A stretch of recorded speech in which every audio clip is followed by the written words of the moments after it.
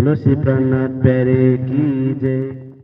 इश्क बड़ा रे सबन में, ना कोई इश्क समान। एक तेरे इश्क बिना उड़ गई सब जहां। एक तेरे इश्क बिना उड़ गई सब जहां। 14 तबक हिसाब में, हिसाब निरंजन सुन। 14 तबक हिसाब में, हिसाब निरंजन सुन। न्यारा इश्क हिसाब थे, न्यारा इश्क हिसाब थे। जिन देखा पियो वतन, जिन देखा पियो वतन। इश्क बड़ा रे सबन में, ना कोई इश्क समान। एक तेरे इश्क बिना उड़ गई सब जहां। नाई कथनी ईसक की, और कोई कथियो जिन। नाई कथनी ईसक की, और कोई कथियो जिन। इश्क तो आगे चल गया, इश्क तो आगे चल गया। शब्द समान सुन, शब्द समान सुन। इश्क बड़ा रे सबन में, ना कोई इश्क समान। एक तेरे इश्क बिना उड़ गई सब जहां। पाप ना पलना ले वही, दसो दिस रेन फिराऊं। पाप ना पलना ले वही, दसो दिस रेन फिराऊं। देह बिना दौड़ू अंदर, देह बिना दौड़ू अंदर। पिया कित मिल से कहाँ जाऊं, पिया कित मिल से कहाँ जाऊं। इश्क बड़ा रे सबन में, ना कोई इश्क समान। एक तेरे इश्क बिना उड़ गई सब जहां। एक तेरे इश्क बिना उड़ गई सब जहां। तब जीव को घर कहाँ रह्यो, कहाँ खसम वतन। गुरु शिष्य नाम बहुतों धरे, परे शुद्ध परिना किन्न, परे शुद्ध परिना किन्न। बोलो कृष्ण कन्हैया लाल की, श्री निजानंद स्वामी की, श्री प्राणनाथ प्यारे की, महारानी बाईजुराज की, महाराजा छत्रसाल की, गुरुजी मंगलदास महाराज की, श्री कृष्ण प्रणामी धर्म की, तीनों पुरी धाम की, सर्व सुंदर साथ की, ऊपर तले माहे बाहिरा प्रणाम। उपस्थित सद्धर्म प्राण शिरोमणि सुंदर साथ जी, माताएं बहनें भाइयों, सुंदर वातावरण और पर्वों का जब समय आता है तो प्रकृति भी सुंदर बन जाती है। देखिए, दशहरे और दिवाली का जो मौसम होता है ना, कालिम्पोंग का सबसे सुहावना मौसम होता है। गर्मी तो है ही नहीं, सर्दी भी अभी शुरू नहीं हुई है, शुरुआत है। सर्दी थोड़ी थोड़ी है और वो भी मीठी मीठी लगती है, क्योंकि कुछ सर्दी होने से पूरे कपड़े पहनने का अवसर भी मिलता है। गर्मी में तो सब कपड़े उतारो उतारो, शरीर बर्दाश्त नहीं करता है ज़्यादा कपड़े। सर्दी में स्वेटर वेटर डालो, शाल ओढ़ो, टोपी पहनो, मोजा डालो तो थोड़ा अच्छा लगता है। पूरा बदन ढका हुआ सर्दी से बचने के लिए। तो अब दिवाली के बाद तो सर्दी शुरू होगी ही, लगभग होली तक। दिवाली से लेकर के होली तक तो सर्दी रहेगी ही रहेगी। पर हम लोग पसंद करते हैं, कालिम्पोंग की सर्दी भी पसंद करते हैं। और कालिम्पोंग की गर्मी तो होती नहीं, 1 महीने 1.5 महीने थोड़ी लगती है, थोड़ी गर्मी है, परंतु शाम को तो वातावरण अच्छा हो जाता है।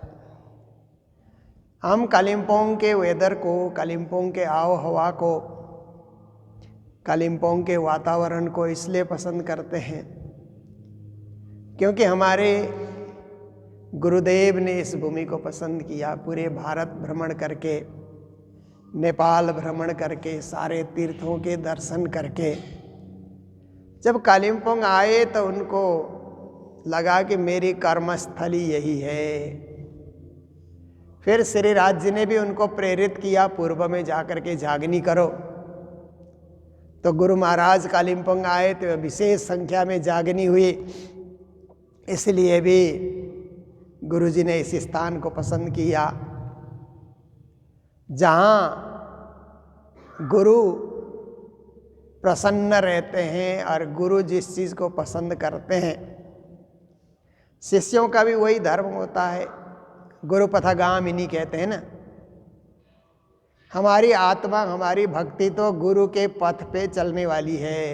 जो गुरु जो पथ दिखाते हैं, जो मार्ग दिखाते हैं, महाजनो ये न गतः सपंथा, जहाँ हमारे महापुरुष गुरु जी मंगलदास जी चले वही हमारे लिए पंथ है, वही हमारे लिए मार्ग है, वही हमारे लिए चलने की जगह है।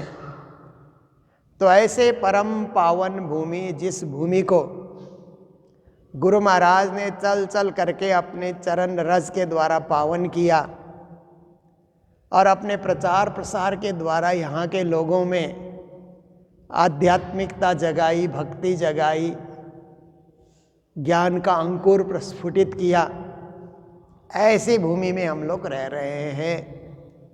और ऐसी भूमि में भी मंगल धाम अवस्थित है। मंगल भवन अमंगलहारी, सर्वत्र मंगल संदेश देने के लिए मंगल धाम अवस्थित है।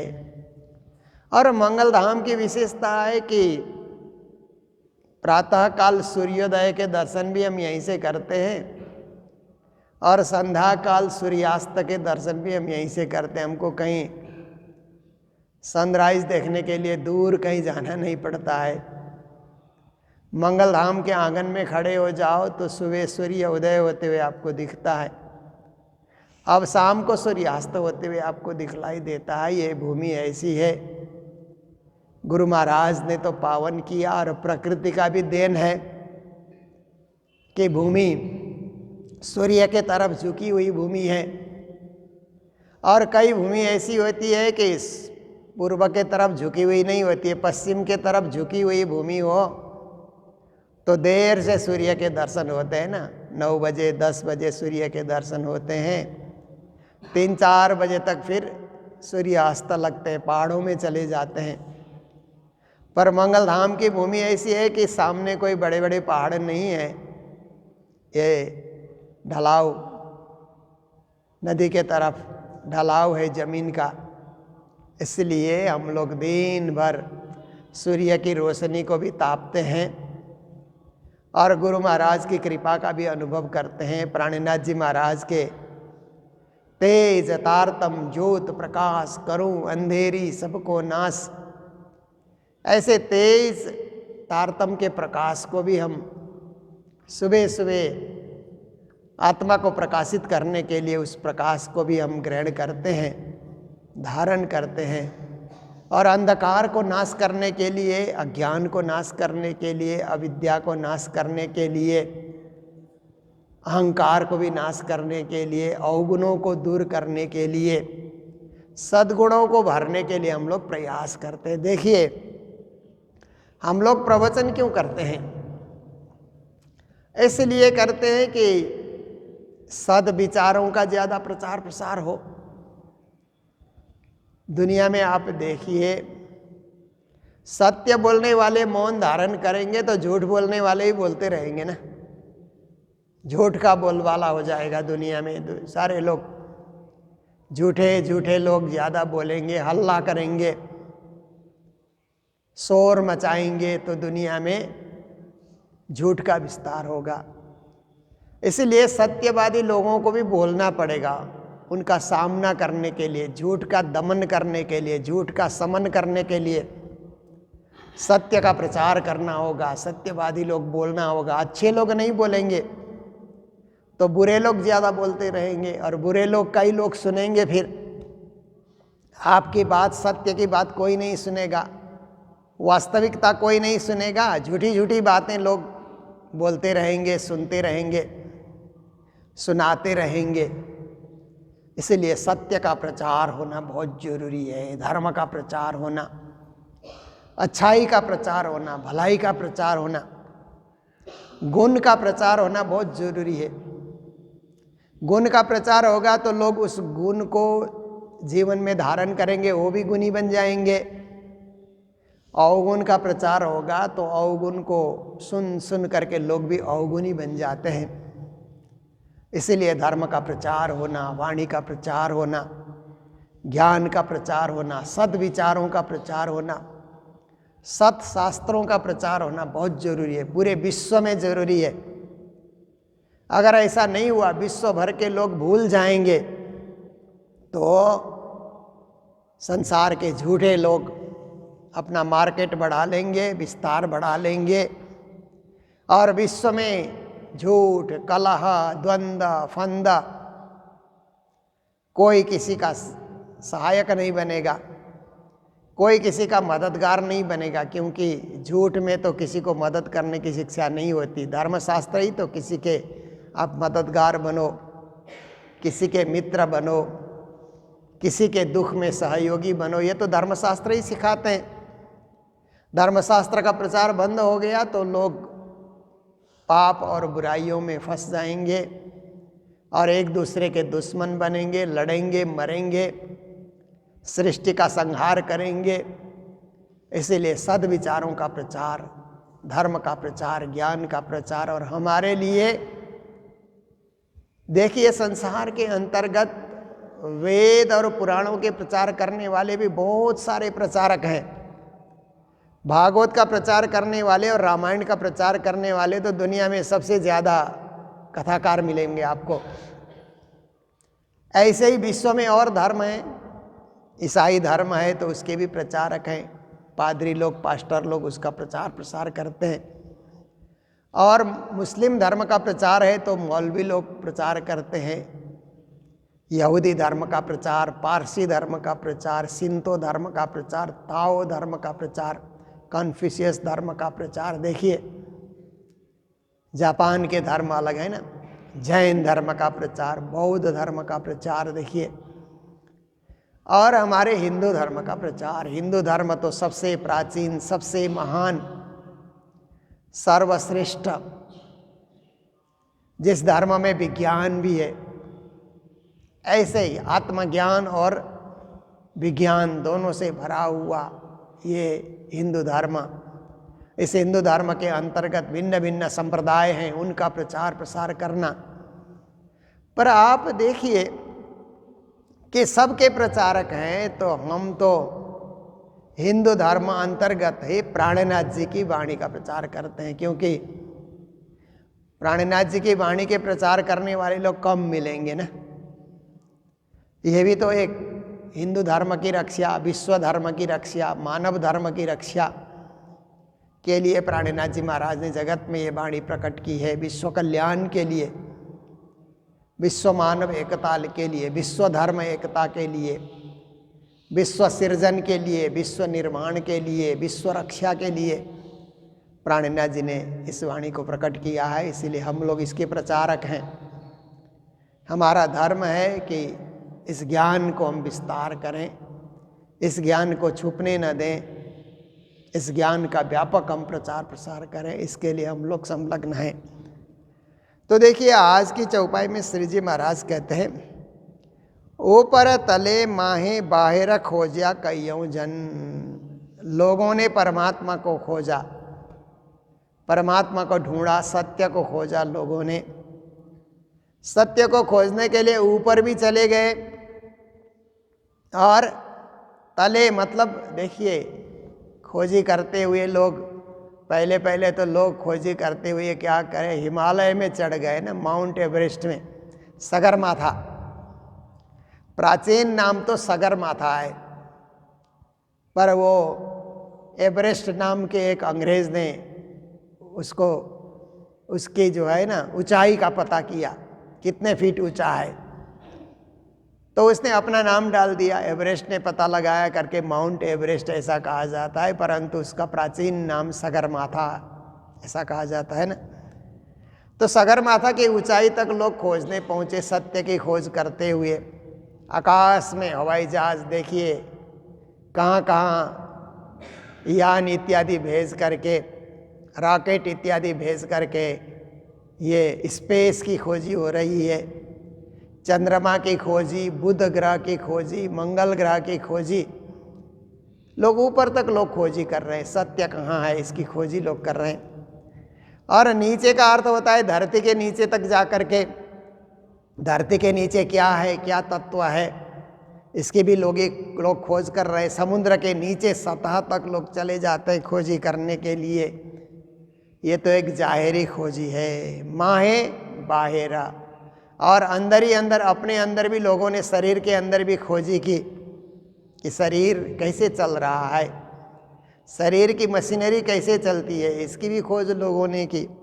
और बाहर दृश्य जगत में भी लोगों ने खोजा कि आत्मा कहाँ है, परमात्मा कहाँ है, सत्य कहाँ है, ब्रह्म कहाँ है, इसके लिए लोग खोजी करते रहे, सर्वत्र लोग खोजी करते रहे। और ऊपर तले कहने से ध्यान दृष्टि के द्वारा ऊपर तक ध्यान लगा करके भी देखा, और ध्यान दृष्टि के द्वारा 7 पाताल, 7 स्वर्ग, अष्टावरण, इन सब चीज़ों की भी लोगों ने खोजी की, क्योंकि शास्त्रों में उनकी बातें उल्लेखित है, ये सब स्थानों का नाम आता है।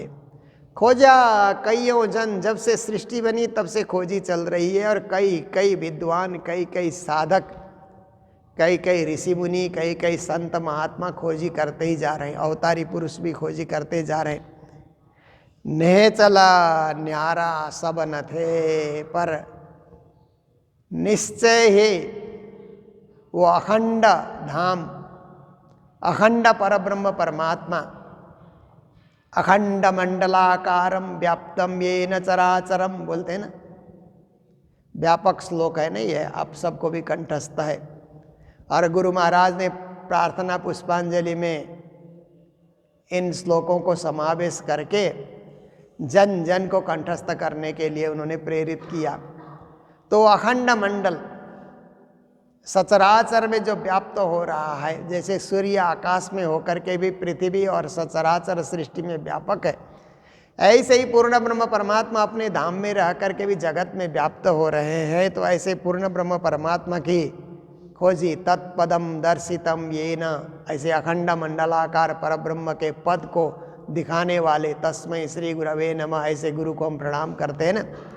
तो ऐसे गुरु कौन है? देवचंद जी महाराज, श्री प्राणनाथ जी महाराज, जिन्होंने अखंड परब्रह्म परमात्मा की भक्ति और परम धाम का द्वार उन्होंने खोल दिया। लोग तो खोजते रहे, अभी भी ढूंढ ही रहे हैं। खोजिया कईयों जन, ने चल न्यारा सबन थे, ए ठौर न पाई किन, वो परम धाम नहीं मिला, इसलिए खोजी पूरी नहीं हुई, खोजी जारी है।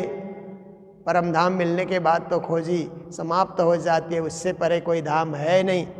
पर जब तक परम धाम की पूर्ण जानकारी न हो, लोग तो फिर भी खोजते रहेंगे, फिर भी ध्यान चिंतन करते रहेंगे, शास्त्रों की जो है व्याख्या करते रहेंगे। निराकार काशों कहिए, श्री जी महाराज कहते हैं निराकार किसको कहा जाता है? जिसका कोई आकार न हो उसको निराकार कहा जाता है ना। देखिए, शरीर हमारा आकार है, क्योंकि शरीर की एक आकृति है ना। कैसी आकृति है कि हमारे पास सिर है, ये भी एक आकृति है, हाथ है, 2 हाथ है, छाती है, पेट है, 2 पाँव हैं, 10 इंद्रियां हैं। पर 10 इंद्रियों में कुछ इंद्रियां साकार हैं, आकार के रूप में है, और कुछ इंद्रियां निराकार के रूप में है। जैसे आप देखिए, जो हम बोली बोलते हैं ना, ये बोली एक वोकल कॉर्ड है, ऐसा वैज्ञानिक लोग बोलते हैं कि कंठ में, गले में एक वोकल कॉर्ड होता है, उससे बोला जाता है। पर वो बोली निकलने की जगह ऐसे आप देखो तो निराकार से ही ये सब बोली बोलना। मन निराकार है, मन दिखता नहीं है, उससे सारा काम हो जाना। बुद्धि भी निराकार है, उसकी कोई आकृति नहीं है, परंतु बुद्धि से सब काम हो जाना। आत्मा भी शून्य निराकार होकर के बैठी हुई है, अपना स्वरूप आत्मा भी नहीं दिखाती है। ये आत्माएं ऐसे करके उंगली की तरह हम आत्मा को देख भी नहीं सकते हैं, पर ये सब है शरीर में है। इसलिए शरीर में कुछ आकार के रूप में, कुछ निराकार के रूप में है। तो निराकार किसको कहा जाता है? एक निराकार तो आकार से रहित को माना गया, ब्रह्म भी इसी रूप में कई कई संप्रदाय में माना जाता है। और निरंजन भी कई लोग कहते हैं। निरंजन का अर्थ होता है आँख से न देख पाना। आँख से न देखने से लोग बोलते हैं ब्रह्म तो निरंजन है, दृष्टि से परे हैं। पर हमारी आँखों से हमने नहीं देखा तो उनको निरंजन भी हम नहीं कह सकते, निराकार भी नहीं कह सकते। वो तो शुद्ध साकार है, सच्चिदानंद साकार है, सच्चिदानंद स्वरूप है। इसलिए किसको निराकार कहते हैं? किसके लिए निराकार शब्द का प्रयोग हुआ, निरंजन शब्द का प्रयोग हुआ? क्यों व्यापक, क्यों होशी फना, और परमात्मा क्यों व्यापक बने हुए हैं? देखिए, सारे जीवों में जो चेतना है वो ब्रह्म शक्ति से ही कार्य कर रही है, कोई छोटे रूप में, कोई बड़े रूप में। आप देखिए, जितने हम बल्ब जलाते हैं ना, छोटे बड़े, अभी तो टूनी लाइट हम लोगों ने दिवाली के दिन आ रहे हैं, दिवाली का दिन है, पर्व का दिन है, तो ये टूनी लाइट है ना, छोटी छोटी बत्ती, ये भी हम लोगों ने जलाया। इस बत्ती में भी करंट है, और बड़े बड़े 100 वाट के, बड़े बड़े जो है 500 के, ऐसे ऐसे जो है हेलोजन लाइट होते हैं, उनमें भी करंट है। ऐसे ही छोटे जीव में भी आत्मा है और बड़े जीव में भी आत्मा है। तो वो आत्मा इस तरह से जीव जीव में व्यापक कैसे हुई, और वृक्षों में लताओं में भी जड़ रूप में आत्मा बैठी हुई है। 84 लाख प्रकार की जीव योनियों में सर्वत्र आत्मा व्यापक है। तो देखिए ये व्यापक है जगत में, पर व्यापक होते हुए भी क्यों होसी फना। श्री जी महाराज कहते हैं इसका नाश कैसे हो जाता है। जब ब्रह्म बैठे हुए हैं, ब्रह्म की सत्ता बैठी हुई है, तो मरता कोई क्यों है, नाश क्यों हो जाता है। पर ये सब सृष्टि का नियम है, और नियम बनाया परब्रह्म परमात्मा ने ही। एता न कह्या किन्ना, इसका रहस्य खोल करके किसी ने नहीं बताया। कई लोग खोजी करते रहे, इसमें लगे रहे, इसमें फंसे रहे, इसमें झुके रहे, जीवन उन्होंने खपा दिया, परंतु उस सत्य को उजागर नहीं कर पाए, वास्तविकता तक नहीं पहुंच पाए। बस दौड़ लगाते रहे, दौड़ते रहे, पर गंतव्य तक नहीं पहुंचे, डेस्टिनेशन तक नहीं पहुंचे। आप देखिए ना, कई बार रेस होते हैं ना, मैराथन, बड़े बड़े रेस होते हैं ना, तो कई दौड़ने वाले वो गंतव्य तक पहुंचते ही नहीं, इधर ही थक जाते हैं, इधर ही से वापिस हो जाते हैं। गंतव्य तक, वास्तविक जगह तक तो कोई लोग ही पहुंचते हैं। तो श्री जी महाराज कहते हैं इस तरह से बहुत सारे लोग तो इधर के इधर ही रह गए, परब्रह्म परमात्मा की खोज में परम धाम तक जा ही नहीं सके। क्यों स्वरूप प्रकृति को, क्यों मोह, क्यों सुनना, ये प्रकृति का स्वरूप क्यों बना, किसने बनाया। प्रकृति अपने आप काम करती है, ऐसा लोग विज्ञानी लोग कहते हैं कि स्वयं प्रकृति काम करती है। प्रकृति को काम करने की प्रेरणा कौन दे रहा है, प्रकृति को सक्रिय कौन बना रहा है, प्रकृति को प्रेरित कौन कर रहा है। कहीं ना कहीं प्रकृति के पीछे भी कोई शक्ति विद्यमान है, उसकी भी खोज नहीं की। क्यों मोह, क्यों सुनना, ये जगत में मोह व्याप्त है। क्यों व्याप्त है, हर चीज़ में मोह होता है। देखिए जानवरों को देखिए, शेर को आप देखिए, शेर तो जंगल में रहता है, और किसी भी जानवर का बच्चा पैदा हो जाए ना, शेर खा जाता है, शेरनी भी खा जाती है। किसी भी जानवर का बच्चा पैदा हो, शेरनी को दिखे तो फट से उसको वो खा जाती है। पर उसके बच्चे जब होते हैं ना, शेरनी के बच्चे होते हैं ना, तो उनको लाड़ प्यार से रखती है, प्रेम से। देखिए शेर तो हम लोग नहीं देख पाते, पर बिल्ली कुत्ते को हम लोग देख सकते हैं। बिल्ली कुत्ते और जीभ मिलने से तो खा जाते हैं, पर उनके बच्चे होते हैं तो खाते नहीं हैं। फिर मोह कैसे आ गया उनमें, मोह व्याप्त हो गया ना, ये मेरी संतान है, मेरे बच्चे हैं। तो उनको तो बिल्ली भी एक जगह से दूसरी जगह बचा करके रखती है, कोई आके खा न जाए।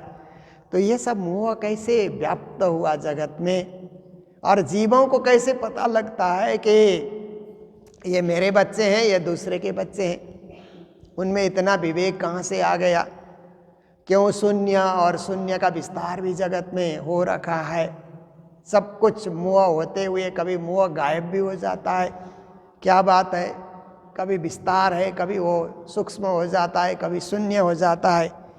क्यों स्वरूप काल को, फिर ये जो काल है ना, सबको खाने के लिए मुंह बाए खड़ा है। काल तो सबको खत्म कर देता है ना, समय आने के बाद तो सब दुनिया से चले जाते हैं। इतना बड़ा मुंह फैलाए हुए काल क्यों खड़ा है यहाँ पर। ये नेचे करी न किन्ना, इसको निश्चय करके बताना ये कोई नहीं बता पाया। बताने की कोशिश सब ने की है, सारे शास्त्रों में इसको स्पष्ट करने की कोशिश की गई है, प्रयास किया गया है। पर जिस स्पष्ट शब्दों में सद्गुरु महाराज ने बताया, प्राणनाथ जी ने बताया वाणी के माध्यम से, कि ये काल कर्म भव दुख से, संसार की सृष्टि काल कर्म और भव दुख से बना हुआ है। जब तारतम ज्ञान के द्वारा परम धाम की भक्ति शुरू होगी तो ही काल कर्म और भव दुख से हम बच सकते हैं। ऐसे ऐसे सुंदर शब्दों के द्वारा जो परम धाम की व्याख्या, वास्तविकता की व्याख्या, धर्म की व्याख्या, आस्था की व्याख्या, विश्वास की व्याख्या वाणी के माध्यम से हुई है, अन्यत्र इतने स्पष्ट शब्दों में नहीं मिलते। मिलते जरूर हैं, पर इतने स्पष्ट शब्दों में अन्य ये व्याख्या नहीं मिलती है, जो सद्गुरु की कृपा से हम लोग प्राप्त करके रोजाना इसको सुनते हैं और जीवन को धन्य बनाने के लिए प्रयास करते हैं। तो हम दिवाली के दिनों में मंगलधाम के सजावट के लिए भी हम लोग तैयार हैं, फूलों से और दियों से और ये टूनी लाइट से मंगलधाम को भी सजाया जाता है। लोग अपने अपने घर को सजाते हैं, जो जहाँ रहता है वो अपने घर को सजाता है, पर हमारा तो घर मंगलधाम ही है ना। हम तो सब कुछ छोड़ करके इस आश्रम में आ गए, गुरु के शरण में आ गए, मंगलधाम में आ गए। तो हमें सजाना है तो इस धाम को ही सजाना है। इस धाम के एक एक क्षेत्र को हमें सजाना है, सफाई से इस धाम को रखना है, पवित्रता से इस धाम को रखना है, ताकि आने वाले लोग भी कहें कि क्या गजब का धाम है, कितना सुंदर है, कितना साफ सुथरा है, कितना पवित्र है। तो हम इसके पवित्र बनाने वाले वर्ग में हम सम्मिलित रहें। इसमें गंदगी फैलाने वाले, अपवित्र बनाने वाले पक्ष में हम न जाएं, क्योंकि वो हमारे हाथ में है। क्योंकि मंगलधाम में ऐसे देखो तो 100 लोग तो रहते ही हैं, छोटे बड़े मिला करके हम देखें तो लगभग 100 के आसपास तो लोग रहते हैं।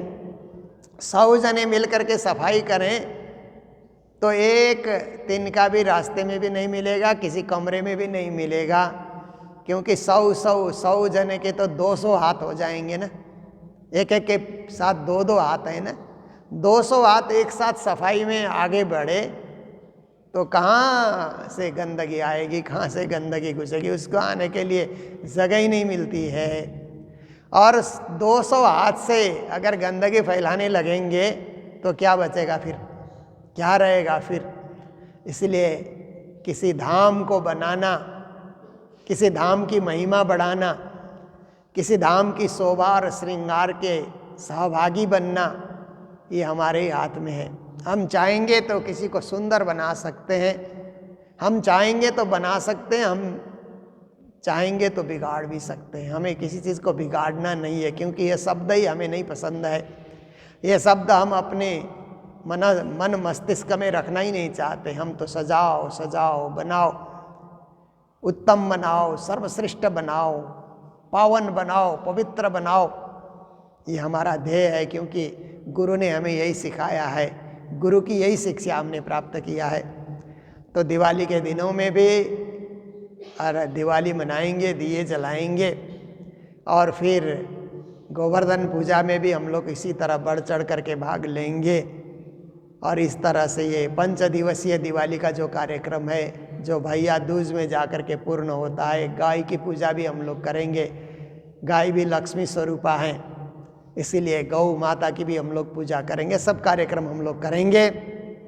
तो आइए, ये दीपावली के उपलक्ष्य में सारे दिन की सेवा, दीप जलाने से लेकर के फूल हार सजाने की, तीनों समय के भोग भंडारे की सेवा, संपूर्ण सेवा हैदराबाद निवासी श्री सावरमल जी और संगीता जी और उनके परिवार की ओर से हमें प्राप्त हुई है। तो उनको बहुत बहुत बधाई, मंगल बधाई देते हुए मंगल कामनाएं उनके और सपरिवार के प्रति व्यक्त करते हुए आज के प्रसंग को यहीं विराम दे रहे हैं। जय जयकार के साथ बोलो सतगुरु महाराज की, श्री प्राणनाथ प्यारे की, सर्व सुंदर साथ की। क्यों स्वरूप है प्रकृति को, क्यों मोह क्यों सुनना, क्यों स्वरूप जो काल को, ए नेचे करी न कीना, ए नेचे करी न कीना। बोलो श्री प्राणनाथ प्यारे की, श्री धाम के धनी की। प्रणाम।